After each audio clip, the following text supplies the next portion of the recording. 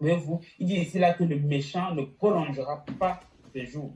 Et il est en train de dire ici, pas plus que l'ombre, parce qu'il n'a pas la crainte devant Dieu. Donc, il est en train de dire que si tu vis sans la crainte de Dieu, ne rêve pas que tu vas prolonger tes jours. Et malheureusement, c'est la raison pour laquelle la société ne fait que se dégrader encore et encore. C'est parce qu'on est tout simplement en train de plonger dans les péchés. Il y a de nouvelles sortes de péchés qui existent, des choses que si on avait dit du temps d'Abraham, il n'aurait jamais pu imaginer. Mais le diable travaille fort pour nous, pour nous, pour nous aider à commettre un nouveau péché, si je peux dire en quelque sorte, qui n'existait pas dans les temps anciens, parce qu'il sait qu'en faisant comme ça, on est continuellement en train de dégrader notre nature.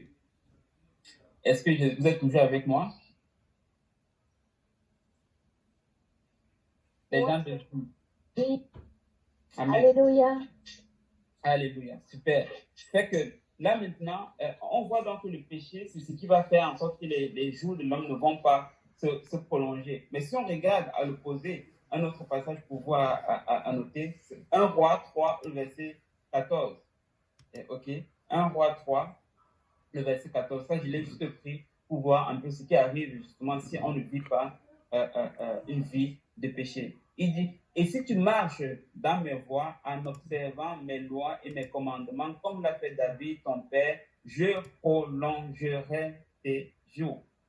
Tu vois, c'est exactement ça. Donc, la leçon, la morale de l'histoire, c'est quoi? Si tu veux vivre longtemps, vis dans la crainte de Dieu, observe les commandements du Seigneur, marche dans ses voies. C'est comme ça que tu vas prolonger tes jours. Et ce n'est pas moi qui l'invente, c'est écrit noir sur blanc dans votre Bible. Et il dit, si tu ne veux pas prolonger tes jours, vis comme un méchant, commets le péché, et ainsi de suite. Donc, nous, on sait évidemment que la dernière chose qu'on veut, c'est de commettre le péché. Donc, je rappelle le titre. Nous, ce qu'on veut, c'est de savoir quelle est justement la solution pour ne pas commettre le péché. Laissez-moi vous dire ceci d'entrée de jeu. Le péché, quel qu'il soit, quelle que soit sa nature, ne mérite aucun traitement de faveur. Ça, c'est une chose à noter. Pourquoi est-ce que je dis ça? C'est parce que souvent, on a tendance à croire que le péché, c'est pas grave, c'est pas aussi, je n'ai pas tué quelqu'un. Voilà, ça c'est une phrase qu'on dit. Je n'ai pas tué quelqu'un, ce n'est pas si grave que je fais ça. Si j'ai fait ça, les conséquences ne sont pas si graves. Et oui, je suis d'accord que les conséquences de tout péché ne sont pas les mêmes. Il n'y a personne qui va réfuter cela. Donc, si par exemple, je tue, ok, un exemple, ça aura probablement plus de dommages que si j'insulte quelqu'un, ok? Et on est d'accord que les conséquences ne sont pas, à court terme du moins, les conséquences ne sont pas pareilles. Mais le problème est que lorsqu'on pense de cette façon, ça nous prédispose à donner justement un traitement de faveur au péché. Tu ne vas pas être agressif pour éliminer quelque chose dans laquelle tu ne vois pas un gros danger. Et c'est pour ça que j'ai pris le temps de mentionner un peu c'est quoi les conséquences du péché pour qu'on réalise qu'il n'y a pas de péché mignon. OK? Il n'y a pas de péché anodin, il n'y a pas de péché que c'est quand même correct de faire. Il faut qu'on réalise l'ampleur du péché. Ultimement, le péché va nous amener en enfer. OK? Et nous ne devons pas donner un traitement de faveur au péché. Nous devons avoir la même rage pour éliminer le péché de nos maisons, de nos familles, que de chasser les démons. OK?